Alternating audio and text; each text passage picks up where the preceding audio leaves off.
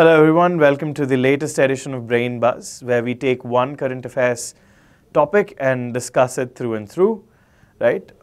Today we're going to be discussing about net neutrality. As you might be aware, something that's being discussed in the news right now is the acceptance of the TRAI recommendations on net neutrality. As you might understand, net neutrality has been a very important topic of discussion as far as various aspects of the Indian governance is concerned. Now, net neutrality is connected to internet freedom, net neutrality is connected to the way corporates are behaving in India, the way entrepreneurs can take up businesses in India, and so on and so forth. It's connected to a multitude of things. Because of this importance, TRAI has made recommendations to the government, and these particular recommendations have been accepted. And it is also being said that we have one of the most robust frameworks of net neutrality in India, though there is some criticism as well. Now, let's look into what net neutrality is, okay? Let's look into how is it connected to the internet. We'll start with that, in fact. We'll start with how net neutrality is connected to the internet itself, right? And what is net neutrality at a later stage, and how does it impact the everyday person, and ultimately we'll look at what have been the recommendations as far as the TRAI guidelines are concerned, and how they are going to be enforced. At the end of it, what is the impact of all this? What is the impact of the TRAI recommendations on an everyday person, or in the grand scheme of Indian political and public life? Okay. Now, let us consider what the internet is really. Is the internet a technology, or is the internet an ideology, right? I believe that internet is more of an ideology than a technology, because it has so many implications on based on how we interact with it. So because it's an ideology, let us look at it from these points of view. There are both extremely beneficial things that the internet offers for us, and there are also limitations that come right behind them, right? For instance, open internet, right? The idea that the internet has to be open and that information through the internet has to be universal and everyone has to have access to it is an idea that underpins the information age, right? We call this the information age. The internet has made a lot of grand contributions to the information age as such, right? Now, let's understand what the internet has done, right? It has effectively removed borders from our communities. Now, it doesn't matter whether you're from India or Pakistan or Bangladesh, you can communicate with each other as though there are no national borders defying it. So it is actually a super medium for communication, not just a simple medium, but a super medium. It has connected the globe in such a way as it has never been connected before. Now, moving on. Now, what does this interconnectedness mean? That means that there have been a lot of implications on nefarious activity being conducted in line of terrorism and so on and so forth through the internet, right?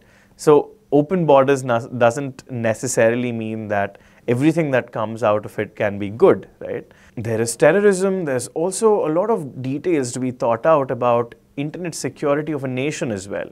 Internet security of a nation has also come up as an important detail thanks to the openness of the internet. Now, moving on from borderlessness, we have anonymity, right? Now, people are hidden on the internet. Now, people have often been capable of saying and doing whatever they felt like. And now, this can be seen as both a good thing and a bad thing. Now, the good part of having anonymity on the internet is that, you can kind of speak up to authority. People who you might not be in a position to speak up to in real life, powerful people, can be tackled using the internet, right? A lot of politicians, a lot of bureaucrats have been disabused of their positions as a result of the internet. Like we're talking about exposés, we're talking about sting operations, and imagine how useful forums like YouTube have been in order to, put that information out there just to fight power itself and power and corruption itself, right, in our country. And that's something that's good, right? You can act on all these things as anonymous citizens who who are interested in the good of the nation. But at the same time, there's a lot of hatred that's being spread, right? We have become more divisive online as a result of anonymity. Because nobody knows who we are, we're able to say certain things, right, without any barriers. And most thinkers actually believe that the divisive forces that are on the internet have actually created a lot of divisions in various nations, along ethnic groups, along minority groups, and so on and so forth. And that's something very important to think about. Why this anonymity element has actually emboldened people to create a very divisive atmosphere on the internet. At the same time, we also have to see that it is a valuable tool to spread free speech, right? And as many thinkers believe, the only way to tackle bad speech or hate speech is with more free speech instead of prohibition on speech itself, right?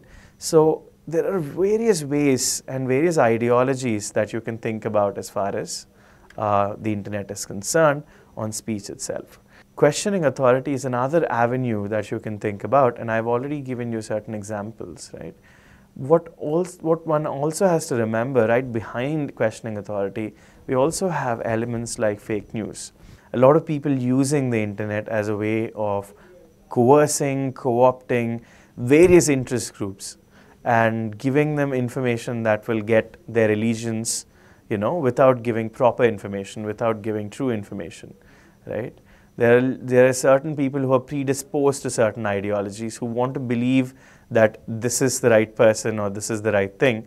We're just giving them fake data so that they go further along and think about strengthening their ideologies and strengthening their radical notions about various things. For instance, there could be information suggesting that a lot of minorities in this country are actually very dangerous. And that ideology has been, prevalent. Let us consider the Hindutva example, for instance. The Hindutva groups in this country have been able to spread a lot of misinformation about Muslims, women, and so on and so forth. And I think internet has something to do with that, right? Internet has something to do with the rapid spread of information on WhatsApp groups, on Facebook pages, and so on and so forth. So there are all these dichotomies that internet has really. And as a result of all these dichotomies, right, we have to think about internet as an ideology. Now, last but not least, internet both removes classes from the society in one way and also adds a new class, right? Let us think about people who are qualified to use the internet more effectively than others, right? People who have certain range of control, right? Now I'm talking about people who have the capabilities to hack, capabilities to control the internet more effectively, and so on and so forth. Now these people get more power in a community or in a country where internet is part and parcel of everyday life. So it has both removed many classes, right? Because knowledge of the internet has given job opportunities to a lot of people and many other elements. At the same time, it has added new classes as well to our existing ones. So that's an interesting way of thinking about the internet itself. And the last ideology that is attached to the internet is net neutrality.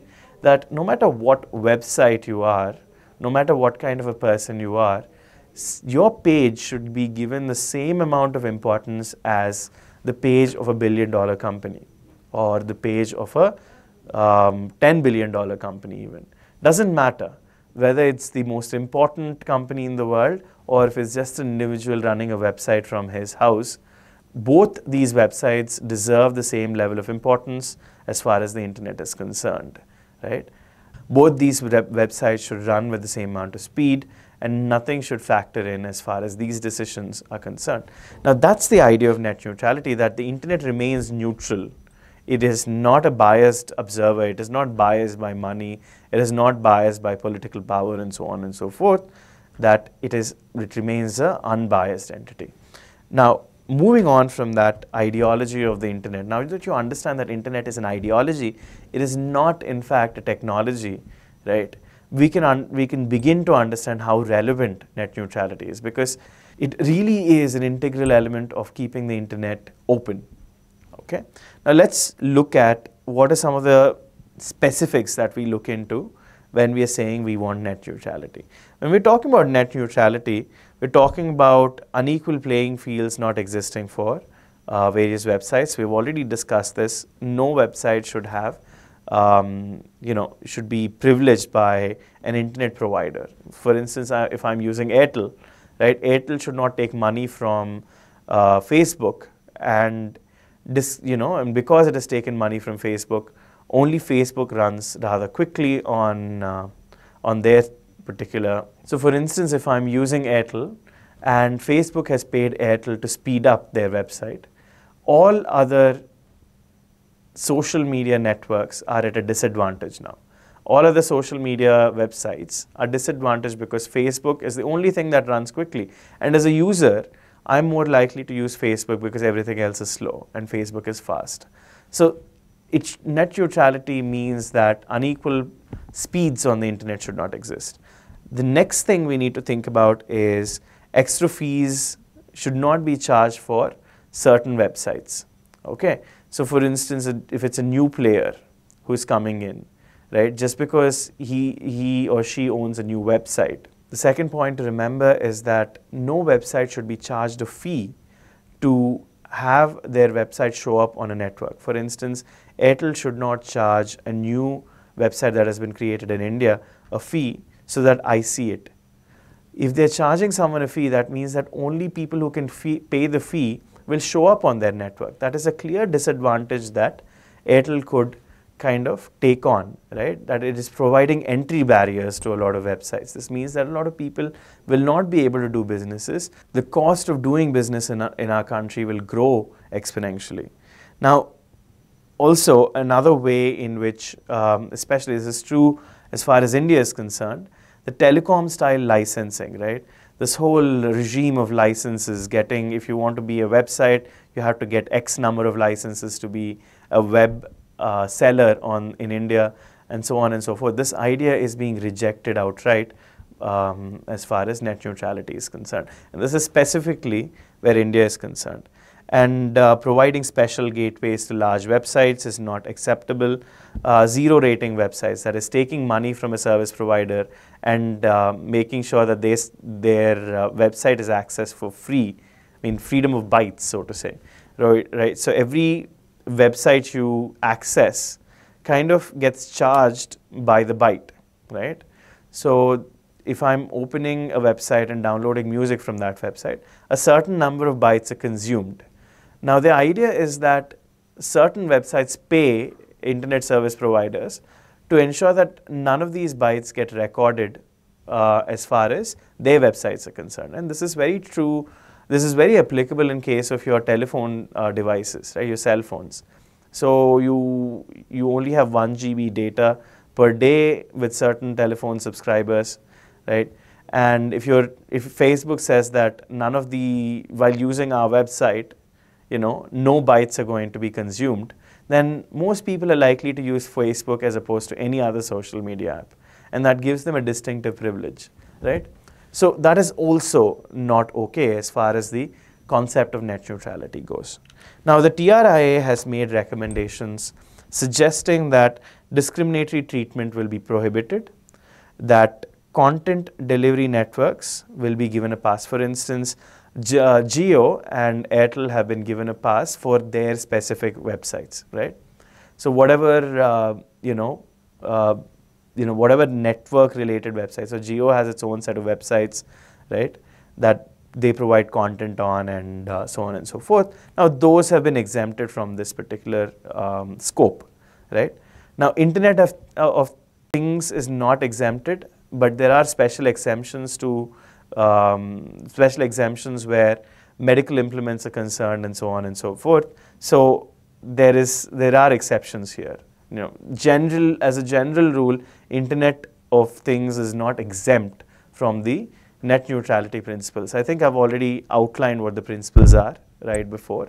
Now, they also recommended that a watchdog group be created so that it looks over whether every internet provider is following these rules or not.